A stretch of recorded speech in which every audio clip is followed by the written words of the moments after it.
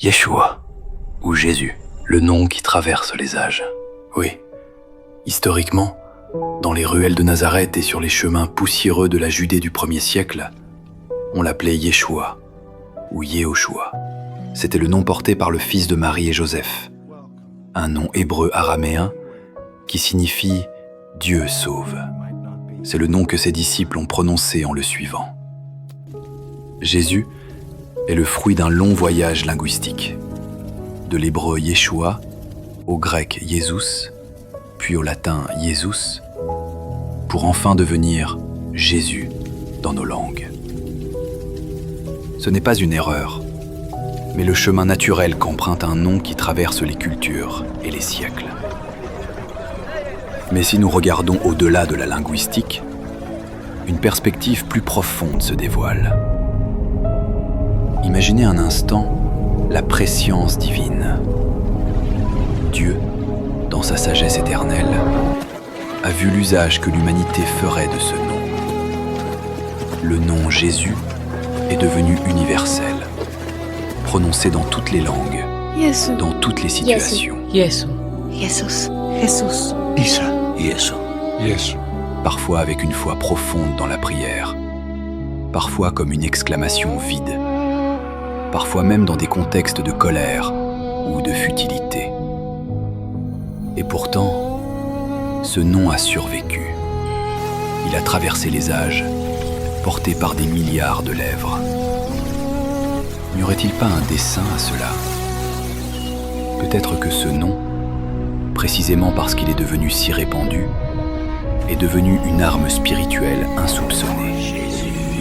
Chaque fois qu'il est prononcé, même à tort, il rappelle une présence, une autorité sur le mal. Il est comme une semence jetée dans le champ du monde, attendant de germer.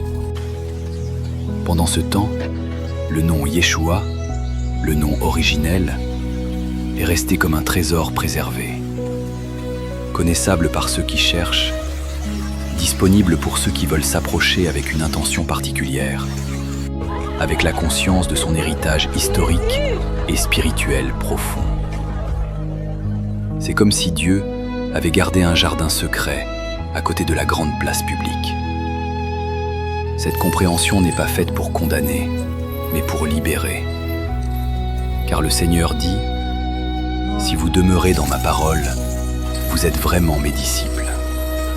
Vous connaîtrez la vérité, et la vérité vous affranchira. » Si aujourd'hui, dans la détresse ou la joie, vous criez « Jésus », soyez assurés qu'il entend l'appel de votre cœur. La foi ne réside pas dans la seule prononciation parfaite d'un nom, mais dans l'attitude du cœur. Cependant, maintenant que vous savez, vous avez une opportunité magnifique. Vous pouvez honorer la dimension historique et intime en utilisant Yeshua dans vos moments de prière, de méditation, quand vous cherchez à vous connecter au Rabbi de Galilée.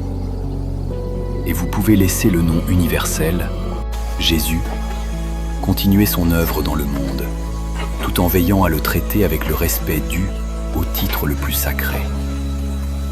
C'est pourquoi le Seigneur dit « Car c'est de l'abondance du cœur que la bouche parle. L'homme bon tire de bonnes choses de son bon trésor, et l'homme méchant tire de mauvaises choses de son mauvais trésor.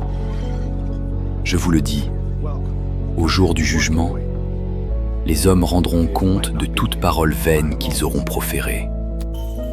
Car par tes paroles tu seras justifié, et par tes paroles tu seras condamné. Et vous, que pensez-vous de ce voyage entre les noms?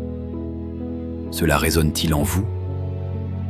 Avez-vous déjà réfléchi à la puissance des noms que vous prononcez?